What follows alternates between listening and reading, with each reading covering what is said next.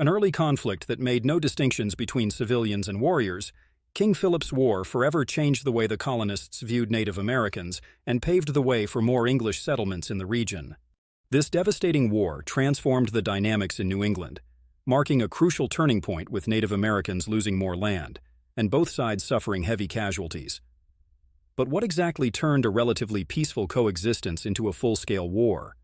Back in the early 17th century, English settlers began arriving in New England, establishing colonies such as Plymouth in 1620. Initially, relations between Native Americans and the colonists were rather peaceful.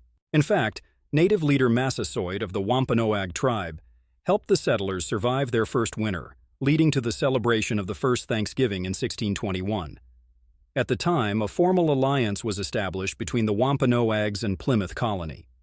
However, during the 1630s, the Great Migration brought thousands of English settlers to New England, increasing pressure on land and resources. The settlers' expansion led to encroachment on Native American lands, disrupting their traditional ways of life. In 1636, the Pequot War began. It was an early and brutal conflict between English settlers and the Pequot tribe, ending with the near annihilation of the Pequots. During the 1640s and 1650s, English settlements continued to expand into Connecticut, Rhode Island, and New Hampshire, further encroaching on Native American territories. At the same time, the introduction of European livestock and agricultural practices disrupted Native American economies. In 1643, the New England Confederation was formed as a military alliance among the Massachusetts Bay, Plymouth, Connecticut, and New Haven colonies. During the 1650s and 1660s, English settlers began imposing their legal and political systems on Native Americans, often to the latter's disadvantage. Disputes over land ownership and jurisdiction were common, with English courts typically ruling against Native Americans. Treaties and land sales were often manipulated or broken by the settlers, leading to significant loss of native land. In addition, missionaries like John Eliot wanted to convert Native Americans to Christianity, establishing praying towns. These efforts disrupted traditional Native societies and created divisions within tribes. Fundamental cultural differences between Native Americans and English settlers led to further misunderstandings and conflicts. In particular, the English concept of land ownership conflicted with Native American views of communal land use. As time progressed, Native Americans became increasingly dependent on English goods, with trade disputes and unfair exchanges of goods further straining relations.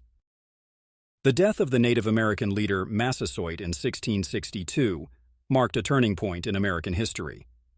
The rise of his son, Metacom, as a leader of the Wampanoag tribe would forever change the relations between Native Americans and the English settlers. Metacom, also known as King Philip, was more resistant to English encroachments and sought to preserve Wampanoag sovereignty. A few years later, in 1671, English authorities demanded that Metacom surrender Wampanoag firearms. This was seen as a direct threat to the Native Americans' ability to defend themselves, further increasing resentment and mistrust towards the colonists. But what was the immediate cause for war? In January 1675, John Sassamon, a Christianized Native American and former advisor to King Philip, warned the English authorities of Metacom's plans for war. Shortly after, Sassamon was found murdered. Then 3 Wampanoag men were arrested, tried, and executed by the English. As a result, on June 20, 1675, Wampanoag warriors attacked the town of Swansea in Massachusetts. This surprise attack killed several colonists and marked the beginning of open conflict. 4 days later, on June 24th, colonial militia forces responded to the Swansea attack by marching on Wampanoag villages and retaliating. In July, the conflict quickly spread to other tribes in the region, including the Nipmucs and the Narragansetts. These tribes joined the Wampanoags in their fight against the English settlers. On July 14th, the Nipmucs ambushed and besieged Brookfield in Massachusetts. The town was nearly destroyed, and settlers were forced to barricade themselves in a fortified house until reinforcements arrived to lift the siege. Later in August, the colonists suffered a significant defeat at the Battle of Bloody Brook in South Deerfield, in Massachusetts. A colonial militia unit escorting a convoy of supplies was ambushed by a large force of native warriors, resulting in heavy casualties for the settlers. During September, the war spread to the Connecticut River Valley, with Native American forces launching coordinated attacks on several settlements, including Deerfield and Northfield. In response to the increasing Native American attacks, the English colonists mobilized their militias and called for reinforcements from neighboring colonies. One of the most significant and brutal battles of 1675 was the Great Swamp Fight. On December 19th, a force of about 1,000 colonial militiamen, including some native allies, launched a preemptive strike against the Narragansett tribe. They attacked a heavily fortified Narragansett village in the Great Swamp, in present-day South Kingstown, in Rhode Island. The colonists set fire to the village, resulting in a massacre with heavy casualties, including many women and children. The Narragansetts suffered devastating losses, weakening their ability to continue fighting. During the winter of 1676, both Native American and colonial forces faced severe hardships. The cold weather and lack of supplies strained both sides. However, Native American communities were more affected due to the destruction of their food stores and villages by the colonial forces. Despite this, Native American warriors continued to launch attacks on colonial settlements, targeting towns across Massachusetts, Plymouth, and Rhode Island.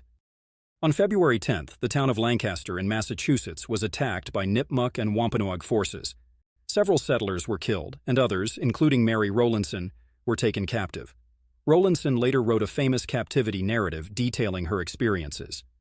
In March, Native American forces conducted successful raids on settlements such as Providence in Rhode Island, which was partially burned. The attacks spread fear and panic among the colonists. As a result, colonial forces, aided by native allies such as the Mohegan and Pequot tribes, began to mount more effective counterattacks. They pursued a strategy of scorched earth tactics, destroying Native American villages and food supplies to weaken the enemy. On May 19, 1676, Captain William Turner led a surprise attack on a Native American encampment at Pescompscut, today known as Turner's Falls. The attack resulted in the deaths of over 100 Native Americans, including many women and children. Turner was later killed in a subsequent Native counterattack.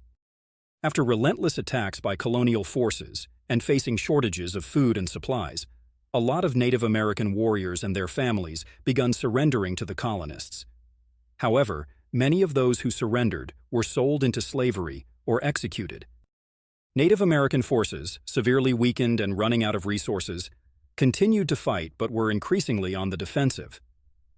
Metacom's efforts to maintain a unified resistance began to crumble as some tribes sought peace with the colonists. So what happened next?